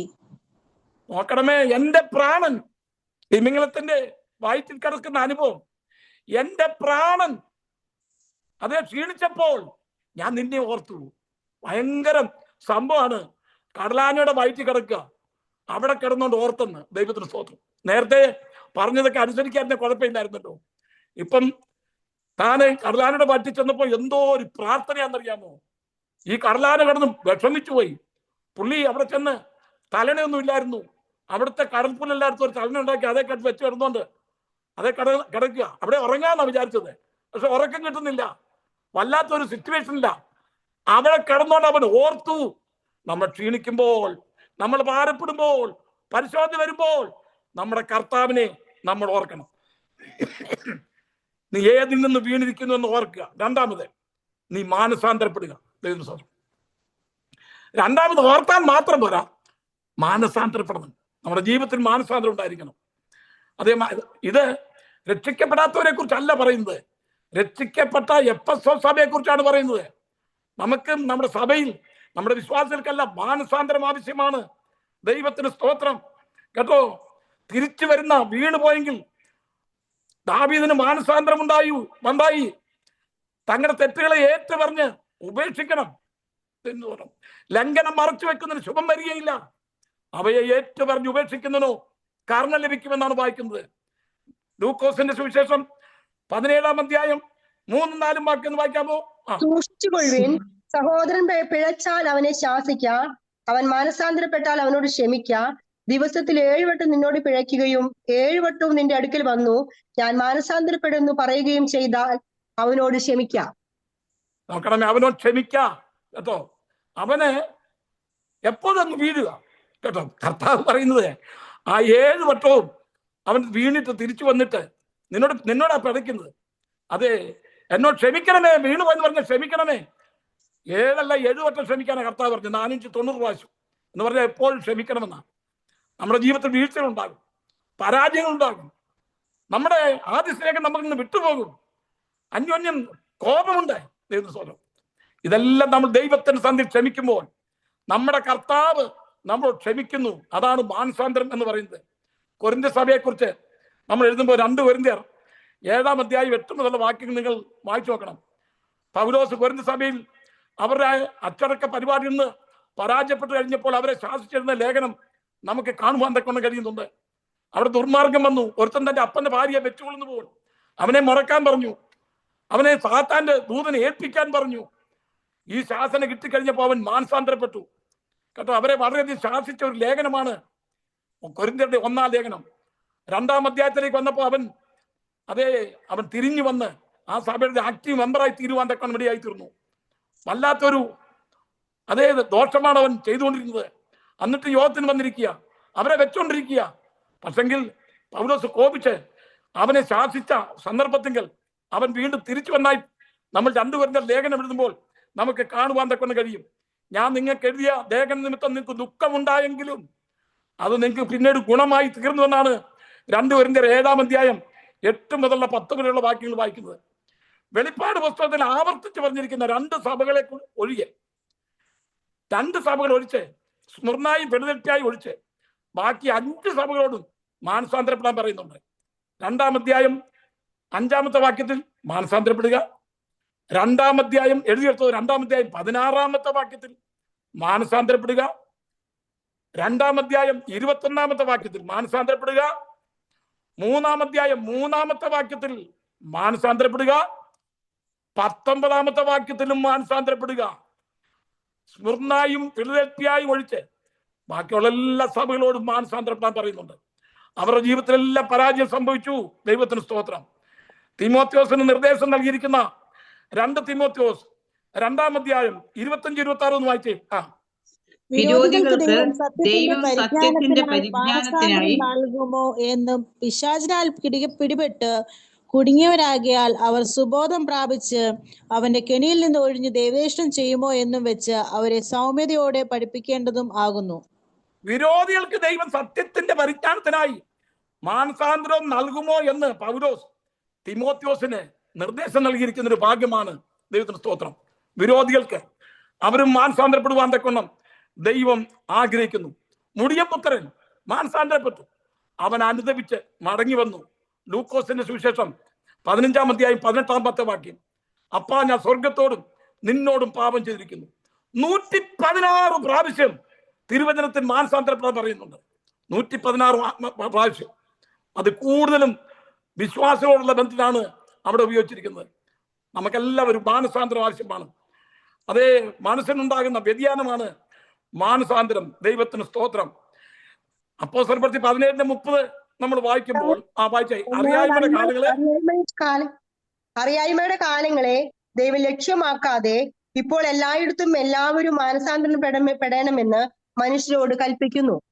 നോക്കണം, എല്ലാവരും മാനസാന്തരപ്പെടണം. ലോകമനുഷ്യർ മൊത്തം എല്ലാവരും മാനസാന്തരപ്പെടണം. എന്നാൽ സഭയോടാണ് ബൈബിളിൽ കൂടുതൽ മാനസാന്തരപ്പെടുക. ഏതിൽ നിന്ന് വീണിരിക്കുന്നോർത്ത് മാനസാന്തരപ്പെട്ട് ആദ്യത്തെ പ്രവർത്തനം ചെയ്യുക എന്ന് നമ്മൾ വായിക്കുന്നത്. ഏതാ സങ്കീർത്തനം 12-ാമത്തെ വാക്യം വായിച്ച് 7:12. അവൻ തന്റെ വാളിന് മൂർച്ച കൂട്ടും, അവൻ തന്റെ വാളിന് മൂർച്ച കൂട്ടും. ഒരു മനം തിരിവിലേക്ക് നീനവേ പട്ടണം മനം തിരിഞ്ഞു വന്നു. നമ്മളും മനം തിരിഞ്ഞ് ഒരു വിശ്വാസിയായിരിക്കുന്ന നമ്മുടെ ജീവിതത്തിൽ പരാജയം സംഭവിച്ചിട്ടുണ്ടെങ്കിൽ മനം തിരിഞ്ഞു വരണം. അത് വെളിപ്പാട് 2:16.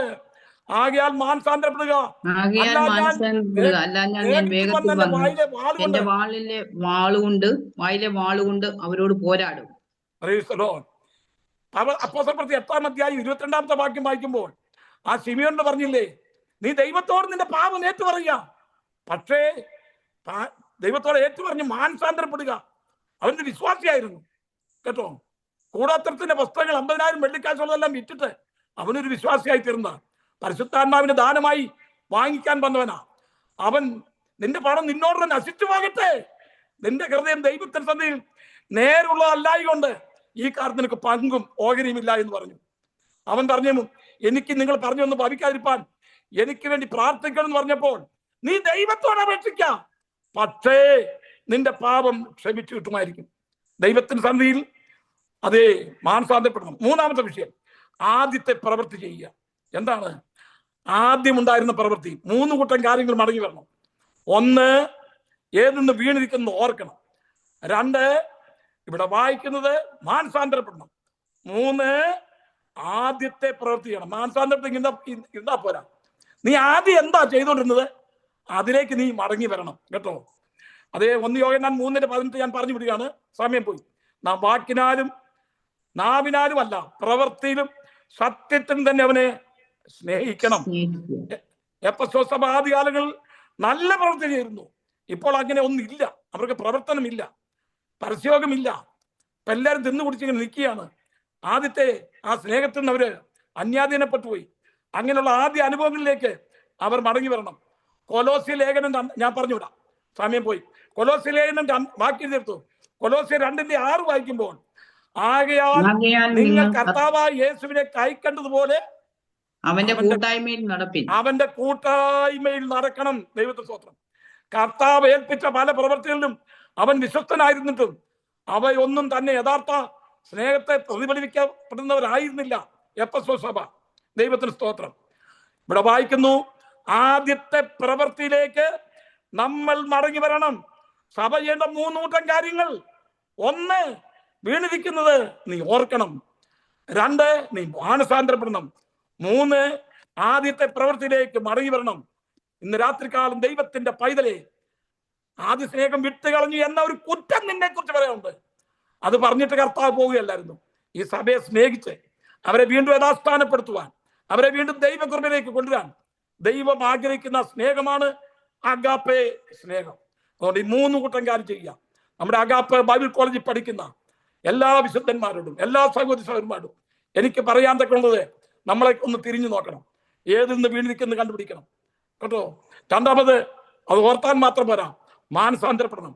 3ാമത്, ആദ്യം എന്ത് ചെയ്തുകൊണ്ടിരുന്നോ അതേ തീഷ്ണതയിലേക്ക്, അതേ ദൈവകൃപയിലേക്ക് മടങ്ങി വരണം. ഈ വചനങ്ങൾ ആ ദൈവം നമുക്ക് അനുഗ്രഹിക്കട്ടെ. അടുത്ത ആഴ്ച നിക്കോലാവ്യരുടെ നടപ്പിനെ കുറിച്ച് നമുക്ക് ചിന്തിക്കാം. അത് ഒരു പഠന വിഷയമാണ്. നിക്കോലാവ്യർ ആരാണ്? ഈ വചനങ്ങളാൽ ദൈവം നമ്മെ അനുഗ്രഹിക്കട്ടെ. Thank you pastor Lalu. Praise the Lord. വളരെ അനുഗ്രഹിക്കപ്പെട്ട രീതിയിൽ ദൈവവചനം പഠിപ്പിക്കുവാൻ ഇന്ന് രാത്രിയിലും കർത്താവ് തന്റെ ദാസനെ ശക്തീകരിച്ചത് ഓർത്ത് നമുക്ക് ദൈവത്തിന് സ്തോത്രം ചെയ്യാം. ദൈവം വീണ്ടും അനുഗ്രഹിക്കട്ടെ. വളരെ അനുഗ്രഹിക്കപ്പെട്ട ക്ലാസ് ആയിരുന്നു. ദൈവം ഇത്രത്തോളം ഓർമ്മശക്തിയോടെ അത് പൂർണ്ണമായി പഠിപ്പിക്കുവാൻ ദൈവം സഹായിക്കുന്നുവല്ലോ. വീണ്ടും അനേകർക്ക് ഈ ക്ലാസ്സുകൾ അനുഗ്രഹമായി തീരുവാൻ നമുക്ക് വളരെ ആത്മാർത്ഥതയോടെ വീണ്ടും പ്രാർത്ഥിക്കാം. അവസാനമായി പ്രിയ പാസ്റ്റർ ജോയ് കുട്ടി പ്രാർത്ഥിച്ചാട്ട്. പാസ്റ്റർ ജോയ് കുട്ടി പ്രാർത്ഥിച്ചാട്ട്.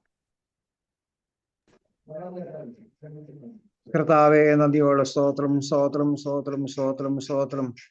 അളവില്ലാതെ ഞങ്ങളെ സ്നേഹിക്കുന്ന ഞങ്ങളുടെ ദൈവമേ, നല്ല സ്വർഗപിതാവേ, ഇന്ന് കർത്താവിൻ്റെ അടുക്കലേക്ക് ഒരുമിച്ച് കടന്നു വരാനും കർത്താവിൻ്റെ സ്നേഹത്തെക്കുറിച്ച് ആഴമായി ഞങ്ങൾക്ക് ഒന്നുകൂടെ മനസ്സിലാക്കാനും, ഞങ്ങൾക്ക് കർത്താവേ നിന്റെ വചനത്തിൽ ആഴമായി പിന്നെ ഉറയ്ക്കാനും ഞങ്ങളെ തന്നെ പരിശോധിക്കാനും ഒക്കെ കർത്താവ് ഒരു പ്രാവശ്യം കൂടെ അവസരങ്ങളെ നൽകിയതോർത്ത് സ്തോത്രം ചെയ്യുന്നു. കർത്താവിന്റെ വിലപ്പെട്ട ദാസനെ ക്രിസ്തുവിന്റെ സ്നേഹത്തിന്റെ ആഴങ്ങളെക്കുറിച്ച് ഞങ്ങൾക്ക് പറഞ്ഞു തരാൻ തക്കവണ്ണം പിന്നെയും ബലപ്പെടുത്തിയത് കൊണ്ട് നിറഞ്ഞ ഹൃദയത്തോടെ സ്തോത്രം ചെയ്യുന്നു. കർത്താവെ, ഞങ്ങൾക്ക് എവിടെയെല്ലാം വീഴ്ചകൾ സംഭവിച്ചുവോ അവിടെയെല്ലാം ഞങ്ങൾ പിന്നെയും മാനസാന്തരപ്പെട്ടുകൊണ്ട് കർത്താവിന് വേണ്ടി ഉറപ്പും ധൈര്യമുള്ളവരായി പ്രത്യാശയോടെ നിൽപ്പാൻ കഴിയേണ്ടതിന് നിന്റെ വചനപ്രകാരം ഈ വചനം കേട്ട എല്ലാവരെയും ഉറപ്പിക്കുകയും കർത്താവെ മാനസാന്തരപ്പെടുത്തുകയും ബലപ്പെടുത്തുകയും ചെയ്യണം എന്ന് ഞങ്ങൾ ദൈവത്തോട് വീണ്ടും പ്രാർത്ഥിക്കുന്നു. കർത്താവെ, വചനം കേട്ട എല്ലാ പ്രിയപ്പെട്ടവർക്കായി പ്രാർത്ഥിക്കുന്നു. ഈ വചനം എല്ലാവരുടെയും ഹൃദയത്തിൽ ആഴമായി പതിയപ്പെടാനും എല്ലാവരും അനുഗ്രഹം പ്രാപിപ്പാനും വെളിയാക്കേണ്ടതിനായി ഞങ്ങൾ ദൈവത്തോട് പ്രാർത്ഥിക്കുന്നു.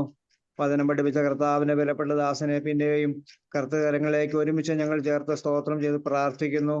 കർത്താവെ, ഞങ്ങൾ പ്രാർത്ഥിക്കുന്ന പോലെ ആയുസ്സോടെ ആരോഗ്യത്തോടെ ബലത്തോടെ പിന്നെയും കർത്താവിന് വേണ്ടി അധ്വാനിപ്പാൻ ദീർഘായുസ് കൊടുത്ത് മാനിക്കണമേ. അനേകർക്ക് പ്രയോജനകരമായിരിക്കാൻ പിന്നെയും ഉപയോഗിക്കണമെന്ന് ഞങ്ങൾ ആത്മാർത്ഥമായ ദൈവത്തോട് പ്രാർത്ഥിക്കുന്നു. കർത്താവെ, ഞങ്ങൾക്ക് ഇങ്ങനെ അവസരങ്ങൾ ദൈവത്താൽ ഒരുക്കപ്പെട്ടതോർത്ത് സ്തോത്രം ചെയ്യുന്നു. കർത്താവെ, സ്തോത്രം. വീണ്ടും ഈ കോളേജിന്റെ പ്രവർത്തനങ്ങൾക്കായി പ്രാർത്ഥിക്കുന്നു. എല്ലാ പ്രിയപ്പെട്ട കർത്തദാസന്മാർക്കായി സ്തോത്രം. എല്ലാവരെയും അനുഗ്രഹിക്കണമേ.